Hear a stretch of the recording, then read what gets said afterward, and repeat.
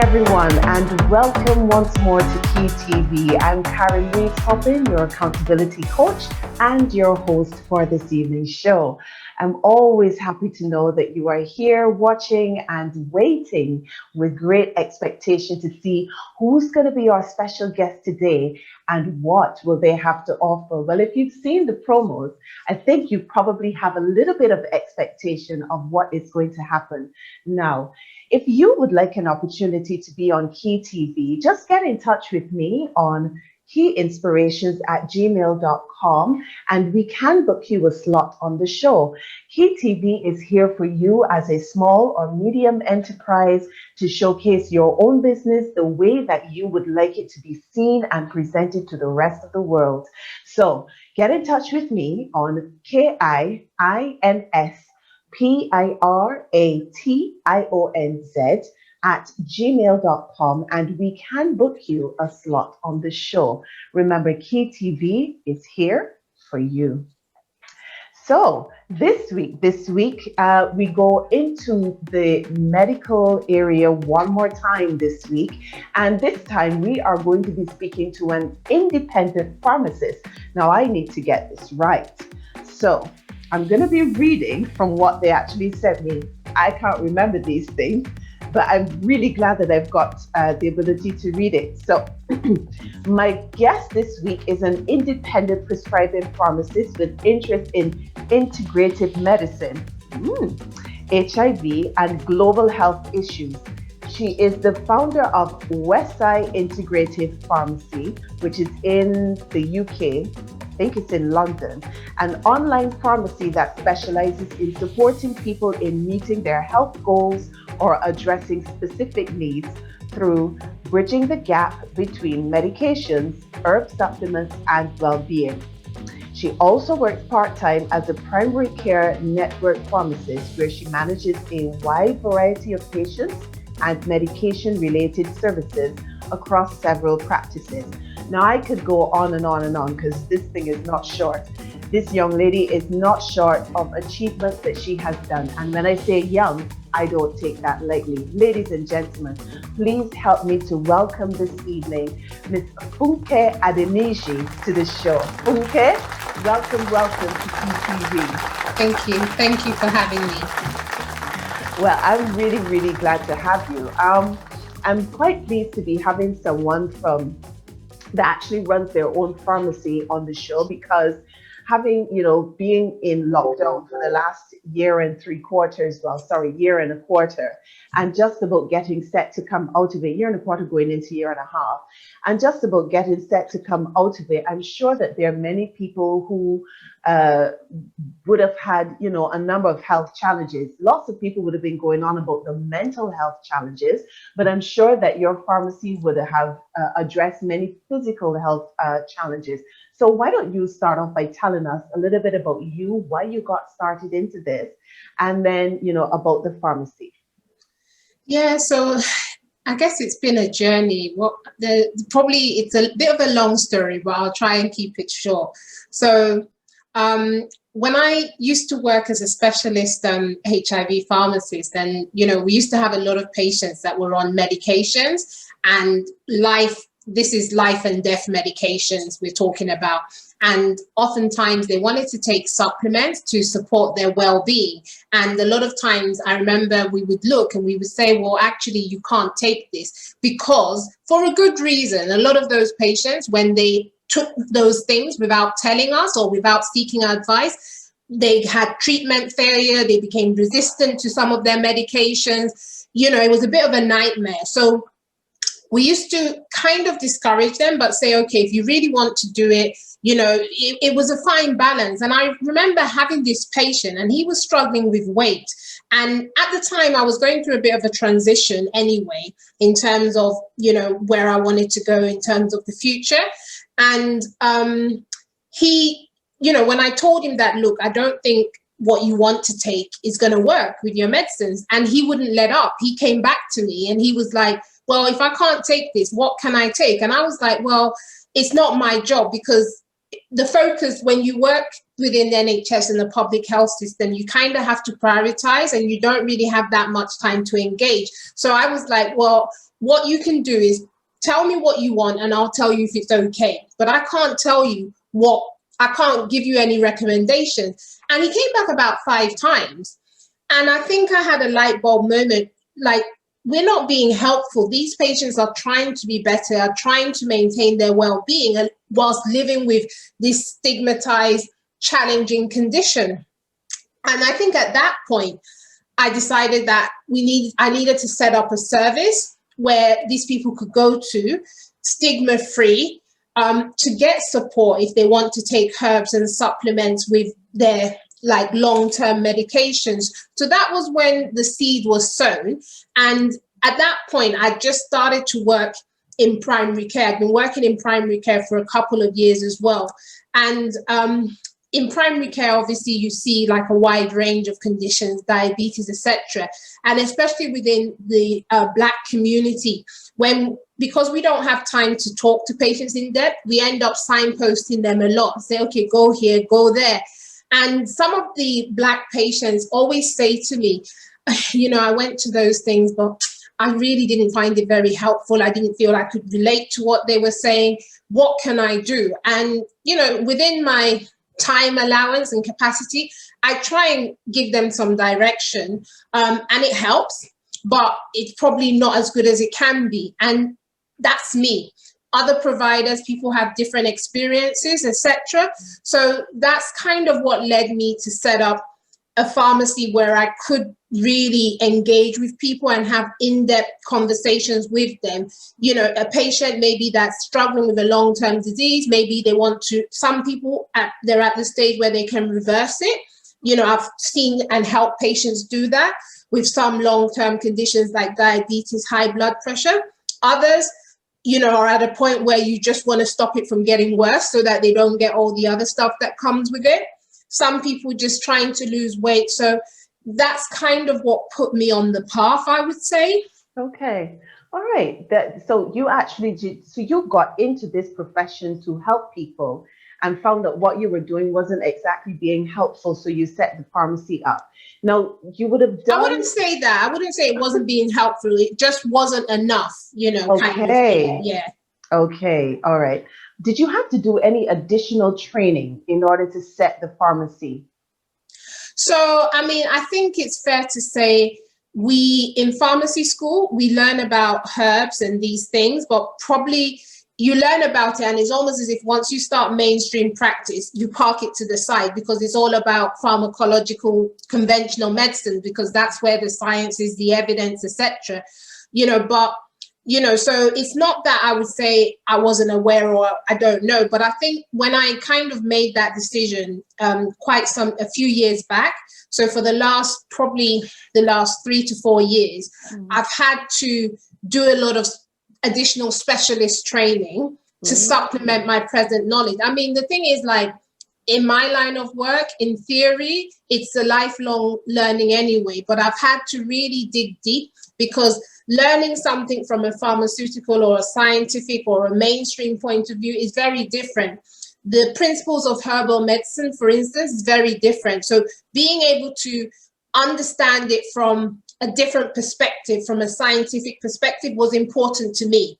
So I've kind of had to make sure I've got, dealt with and had mentors from really experienced herbalists as well, also still doing the research, in order to put it all together, and a lot of other specialist training, part of international networks of pharmacists as well that, some of them have an interest in similar things. So yeah, there has been a lot of background training and work. Yeah.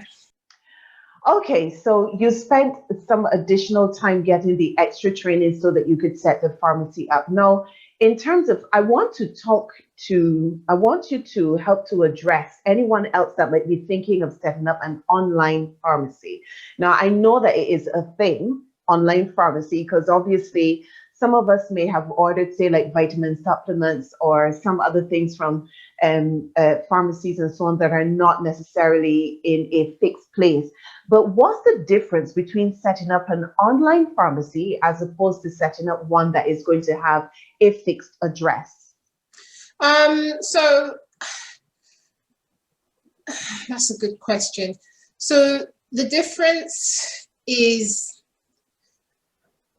it kind of depends on what you're trying to do and what you want to do, kind of thing. The difference, I would probably say, setting up an online pharmacy is probably, like most online businesses, is probably slightly easier, and slightly more affordable in some ways to set it up in terms of like the overhead cost, etc.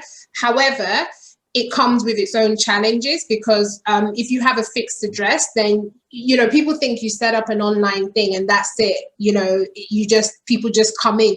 You actually have to work really hard in terms of making people aware that you're there, etc. Whereas if you have a fixed location, you will get footfall, because a lot of people by default will be passing by and come in. So you probably, I would say, you still have to work hard, but probably in a, you know, less so in some ways. So that's one aspect. Majority of pharmacies that you find with fixed addresses will probably be NHS type pharmacies, in that, you know, they do a lot of like NHS type prescriptions. Some of them are starting to do like regular services, etc. You do have some online pharmacies that do NHS, you know, as well, but you'll probably find more online pharmacies that don't do NHS services. So they tend to be a bit more, some of them are just focused on selling drugs. Others may have some unique services they do. For us, I think our standout is more the fact that we've really set up to be an integrated setup. So we do sell drugs. If people want medications, we can, but we're also still interested in building those relationships with patients and doing those consultations to really be a bit more focused and help people, you know, achieve their goals, kind of thing, which you don't necessarily get those kind of services in most other pharmacies, kind of thing. So yeah, so those are some of the key differences, I would say. The regulations and all those other things, yeah, there's some specialist stuff that I won't bore people with, but yeah. But there are some specialist things that anyone that wants to set up an online pharmacy, they will need to go through some other specialist. Yeah, well, number one, you have to be a pharmacist. So, you know, or you have to get a pharmacist, you know, so if, you know, if there is, you have to have that to register and be approved. So that's the first step.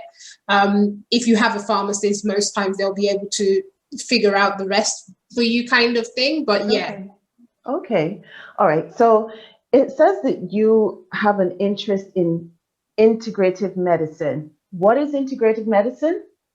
So integrative medicine is, I think it's probably fair to say, it's a relatively new, if you say specialty in some ways. You'll find that most integrative practitioners it's kind of what I'm saying is bridging the gap. You know, you speak to some health professionals that they're totally like, they don't believe in herbs, they don't believe in supplements, there's no evidence base, etc. The integrative practitioner kind of sits in the middle and can see the benefits of both and knows how to bridge them together to get the most out of those things. So it's relatively new, probably a little bit more popular in America and possibly Canada, but hasn't quite taken off on that level here. What you will find is you will find the odd practitioner that maybe has a bit of an interest in, you know, herbal medicines or, you know, things like that, or nutrition. You know, you'll find that, but you won't find many people that actually set up,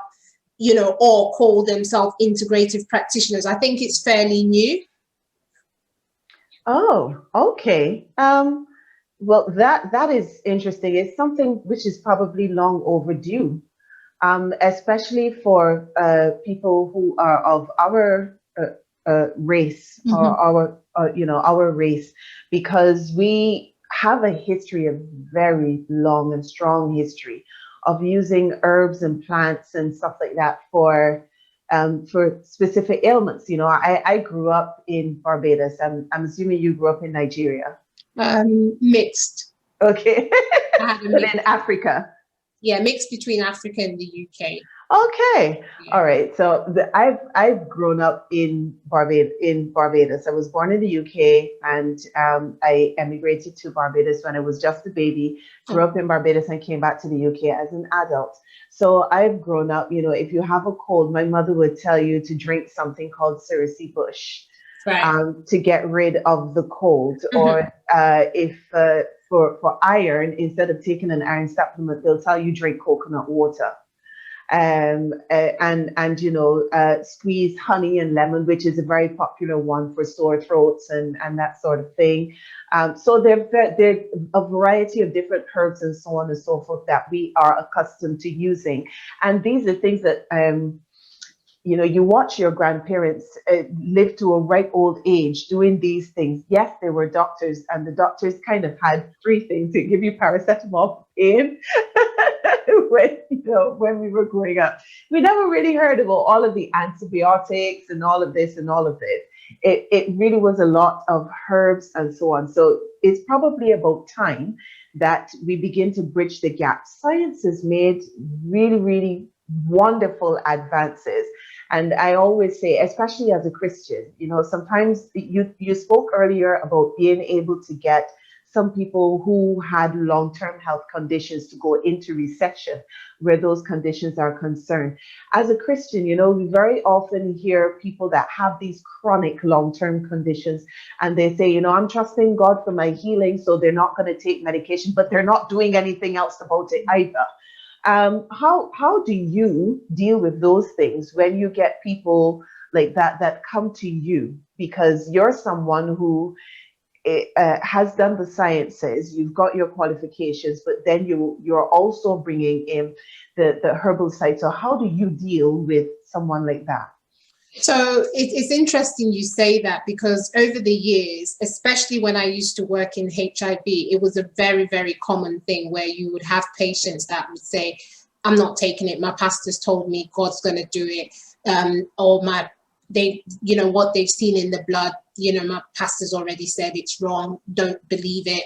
I don't have, what you say I have. I just don't believe in the medicines. And it's quite sad because I've actually watched people die in the process. And so that's another reason why I'm well aware of things like that. And I think there's a mixture of things. Mm-hmm. I think for me, when I come across someone like that, I try to relate with them, mm-hmm. and remember that faith without works is dead.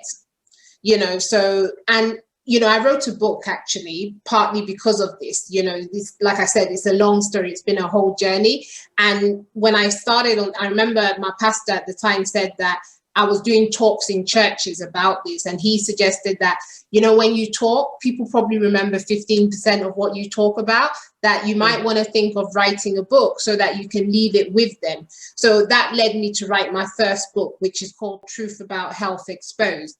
And in that book, I dedicated a chapter to Can Your Faith Make You Whole? Really talking about the link between religion and health.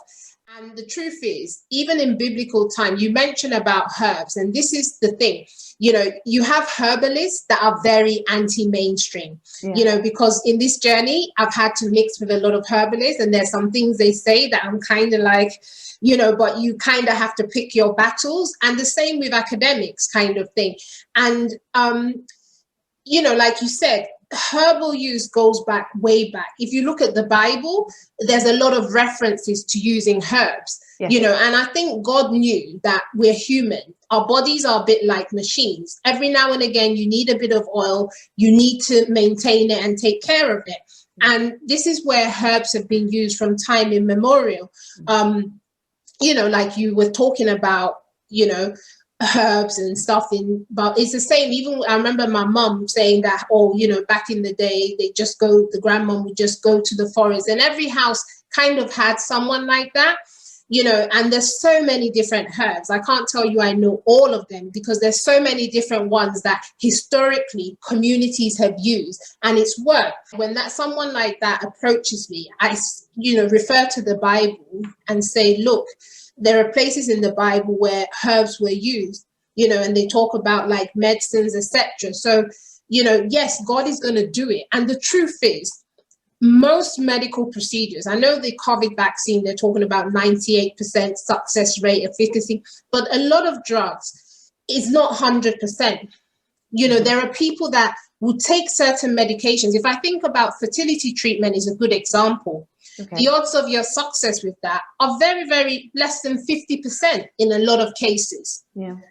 So then what takes you over the edge? That's where your faith steps in, right? Mm.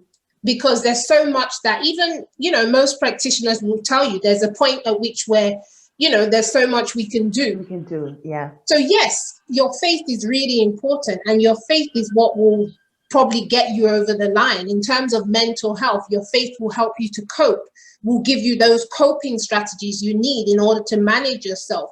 Your faith will give you the belief that when they say there's a 20% chance this works, you will be amongst those 20%. Mm-hmm. You know, that's where it kicks in. So no one, for me, if I'm having a conversation with that is to establish that your faith is very relevant. But it's also important that you back it up with works. With works, yes. Faith. You know, it was T.D. Jakes, I remember, was saying that God didn't create the chair. He didn't create the iron, but he created trees for us to make chairs. Yep. He created the natural resources for us to do that. And I think it's the same with science. There's a lot of medicines that are based on herbal medicines, are based on natural products. But as human beings, we've just been creative and we've tried to fine tune it and tweak it. You know, so God definitely fits in, you know. Yeah. So that would be the line I would be taking with such a person. Okay. Well, that sounds like a very reasonable way to go and to go about dealing with it anyway, because it sounds as though you've taken a balanced view of the natural and the spiritual. So anyone that wants to argue with that, I suppose they can carry the ship to sea. Mm-hmm. Okay. Now, because the program is actually also here to help those who are thinking about a specific line of work, or those that there are people that there's all kinds of people that watch this show, and some of them may very well be thinking about going into the area of opening up their own pharmacy, maybe by baby steps, or maybe they might want to just come out of the bat and start looking at that. I'm going to ask you a question about financing. Is it difficult to finance something like this? I think it is. And I think, like with most businesses, you know, I think it is challenging, like trying to raise funds. And I think there's an element of being creative in how you approach things and you do things. I think, obviously, if you're a pharmacist listening, then you're in a prime position to set up your own pharmacy. If you're not a pharmacy listening, but maybe you have an interest in the sphere, then probably the best thing to do is to partner with a pharmacist kind of thing. And that will probably help. But that being said, even if you're a health practitioner or you have an interest in health, etc., one of the things, like for this setup that I've set up, one of the key things that I doing and I believe in, even with other stuff I've done, is effective partnerships, you know, that benefit each party, you know. So, you know, like partnering with people that are not that you're in direct competition, but you have like a, you know, like a synergy that you can work together, you know, like, and complement each other in terms of what you're doing kind of thing. You know, that is also another sort of entry point kind of thing to test the waters and stuff. For someone like me, what I'm doing is very much related to my past and my history for the last, you know, 10, 20 years or what have you. So it wasn't like I just had this idea and stood up. So a lot of what I'm doing is based on experience and things that I've done and I'm seeing, and I still do on a regular basis. So I'm a firm believer that, you know, sometimes you have good ideas, etc. But I think it's also important to think about your background, to think about your experience. And, you know, obviously, like we're talking from a Christian perspective, if you believe in God, is to pray to God for guidance as to what the right path is for you. Because sometimes people might look at other people, you know, and they just see certain things. It's a bit like, even I remember back in the day when, people were deciding what to do. I know a lot of people that went into pharmacy or certain courses just because they felt there was money, or they felt it came with a certain status. And most of those people didn't really last the distance, because those things often don't take you the distance. So I think because it takes a lot of dedication and commitment. Sometimes you just see the outside, you don't see the sleepless nights and all the other work that goes into it. So I think it's really important to think about your strengths, think about where you're coming from before going down that path. And if you're new to the area, it's probably better to try and get your feet wet before actually plunging in, so to speak. Brilliant. Thank you so very much for being so detailed with the answer. That's lovely. Now, you've written a book. We're going to come back to the book that you've written, because I want you to talk a little bit about your book. In fact, let's do that now. You said you wrote a book. How long ago did you write the book? And tell us I've written about... 2 books, actually. But okay. The first book you're talking about was written about, I think that went live 2016. Okay. Then, yeah, so about 4 or 5 years ago now. So it's in publication. Can people still get it? Where can they it's get available it? on the pharmacy website, which is www.wesiepharmacy.com. And the second book that you've written? Truth About Great Coaching. About what? Great coaching. The truth about great coaching. Okay. I'm going to go off in a tangent. Why did you write a book about sporting coaching? Yeah, so you remember I said that it's a long story, my story in terms of this path. So 8 years ago, I set up an NGO which was focused on sports and health. Oh. I used to play basketball to a relatively high standard. I played National League, went abroad, had a few stints abroad. Didn't quite hit the heights the goals that I set for myself for various different reasons. So I set up an NGO with the aim of creating change for women in sports and creating more opportunities.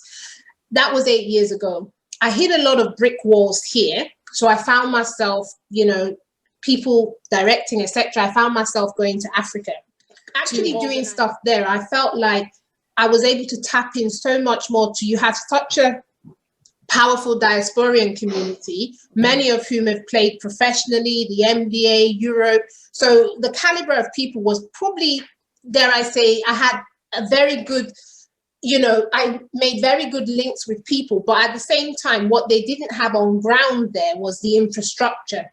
So I was doing that, but they didn't lack in passion and ethics kind of thing. And so I started doing stuff, promoting health. And then I was just doing the health element in the UK because I felt like it was deja vu. I was having the same challenges I was having as a player. So, and a lot of challenges with funding. I don't even know how we've managed to be consistent over the years, but I think it's God's goodwill and God's grace. And that was another reason why I felt like it was time to set up something of my own that is linked to that as a way of raising funds. So anybody that patronizes us, in a way, you're kind of supporting our cause, which is creating change through sports. Okay, so this one is more recent. Well done and congratulations. Yeah. I was just thinking, writing a book about things like what you've written about the last time, great coaching, and given the information, the personal and upfront and close research that you would have done, because of course it's based on your own experience. There must have been some people who were a little bit upset about some of the information that came out in the book. Did you hit any barriers like that where that is concerned? Imagine we are here to talk about your pharmacy and wind up talking about your books, but but did you hit any of those barriers? Because the mindset, I'll tell you why I'm asking, the mindset that you would have used to overcome those barriers is the same sort of mindset that you will have to use to overcome setting up a pharmacy, carrying on a business, living a positive life. So did you hit any of those barriers, and how did you overcome them? I think, so although I wrote the book 2 years ago, I only actively put it out there last year. because I actually set up an online course to go complement the book for coaches kind of thing. In terms of barriers and challenges, I think I'm not sure I really care, because I feel like I've earned the right to write the truth as I see it. You know, I lived it. There were some experiences I lived that weren't pleasant, but I lived it. And I dealt with it the best way I could. And I haven't really mentioned anyone's name in the book. I do talk about some of the experiences I had, you know, and put it into context, because my goal is not about putting anyone down or anything. The goal for me is that whoever's reading that book can go on to, you know, achieve greater heights, you know, as a sports coach, and can have a bigger impact on young women that they may be involved in coaching. So that's my goal. So any example I'm sharing, any experience I'm sharing, I'm putting it into that context. And I'm being honest and refreshing. You know, I don't feel there's a need for me to point fingers at anyone, because everyone does what they feel they need to do at that time. But what I do feel there is a need to is I have to be true. But if those that read it find value and are able to influence those that they coach and, you know, are able to get benefit from it, then for me, it's job done.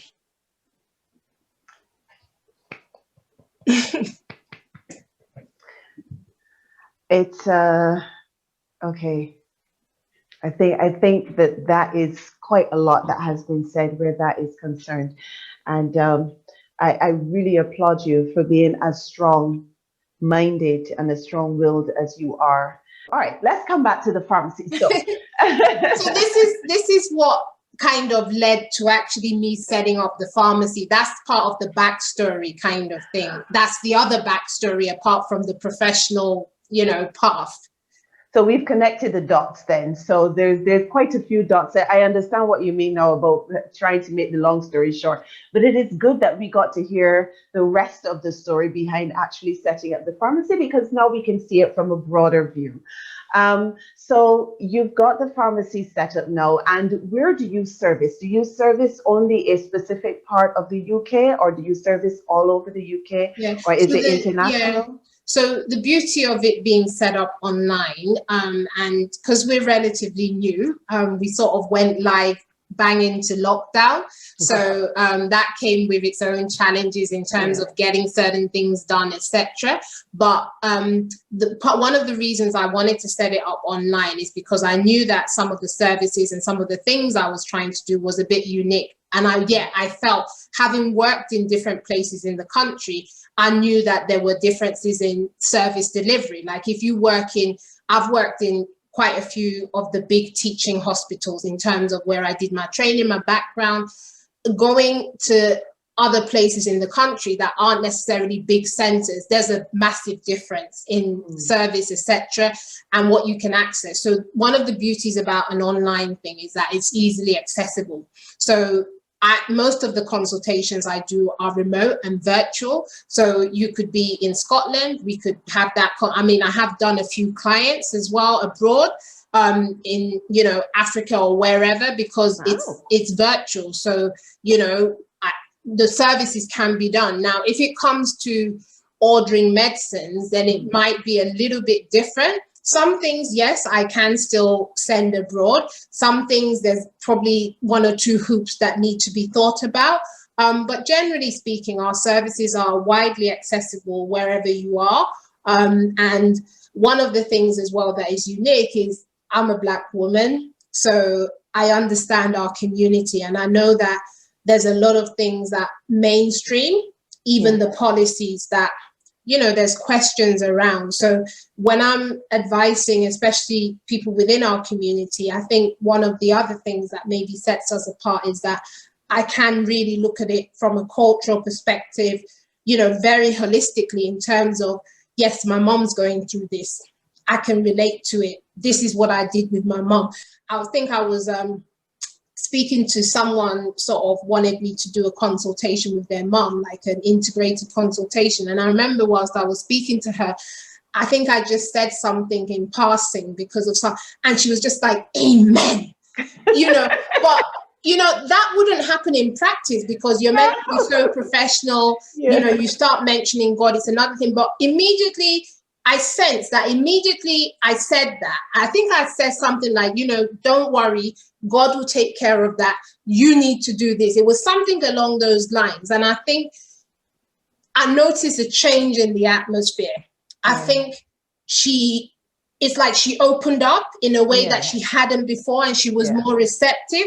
And at that point, it made me feel that this is what this lady needed to hear to get her attention, to get her on side, to get her to where we want to get her to with her health. And she was so appreciated, and I guess that's the difference kind of thing. And so although our doors are open to everyone, there are certain areas, things like your HIV, things like fertility, things like the Black community, some of the doses of some of the supplements. For us, we actually need different doses, even from the general guidance. But if you go to a general, they'll just tell you the standard thing. So even the other day, I had a drug rep come to me about a certain drug, and I was like, well, what data do you have for its use in Black people? Because let me see if you're saying this, and that's what doesn't happen in main practice, because we just look at things holistically, forgetting that we're a minority. So the majority of what you see and that data might not necessarily be widely applicable. So those are some of the unique things. But yes, our services are widely accessible. Oh, great. Absolutely great. Okay. So we've talked and talked and talked. And actually, now we've come to the curveball question time.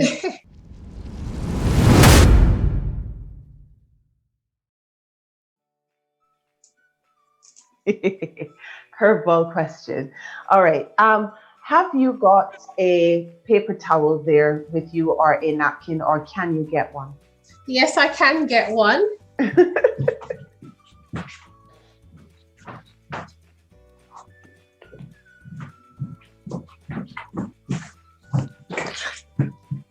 Okay, so for today's curveball question, you're going to hold your paper towel up like this, and you're going to give directions on how to fold a napkin as if it were going on a dining table. So you're going to fold it in a pattern, sort of. So, you start by however you're going to do it. And as you're doing it, you give us instructions about what you're doing and what it is that we can expect to do. Okay, I've never done this. I have to confess. This is one thing I've never had to do. So Yay! Let's see. So I fold it in half. Okay. And then I'll fold it in another half. Okay, we can't see. Okay. So it's in half, and then another half.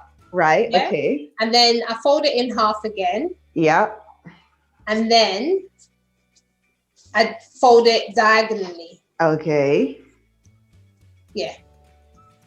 And that's what you do? That's what I would do. Well, simple enough. Did I pass the test? But you passed. It's simple and it is presentable, Some people probably would have been looking to try and fold a flower, or you fold it like that, and then you come back out and you fold all of the diamond corners like that. It's not the easiest thing to do.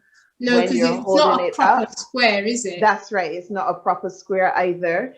But you fold the flowers, and then you turn it over, and you fold these ones back that way and back that way. And then, of course, you wind up in a complete mess. Yeah, because, when you said it, first of all, I thought about doing it that way, but then I quickly realized it wasn't a proper square, so it wouldn't probably work. Let's see. So we fold it so that we can make it a proper square. That's good enough. Yeah, fold it so we can make it a proper square. So you fold in a little bit of the edge to make it a proper square. And then you can go ahead and do all of your folding. That's just for anyone out there that has to do any napkins, and all you've got to work with are paper towels. Just remember, the shape is not a proper square. Or stick with simplicity and do exactly what Funke has done. Just if hold in it doubt, in it. just keep it simple. Brilliant. Funke, thank you so very much. This has been an awesome conversation. I've learned a lot about the world of pharmacy, setting up a pharmacy, and also how to make your past experiences link with your current circumstances, because this is exactly what you've done. And am I correct in saying that people who patronize the pharmacy, a little bit of the funds that you receive, a little bit of the profits goes to funding the NGO? The NGO is still alive and functioning, is it? Yes.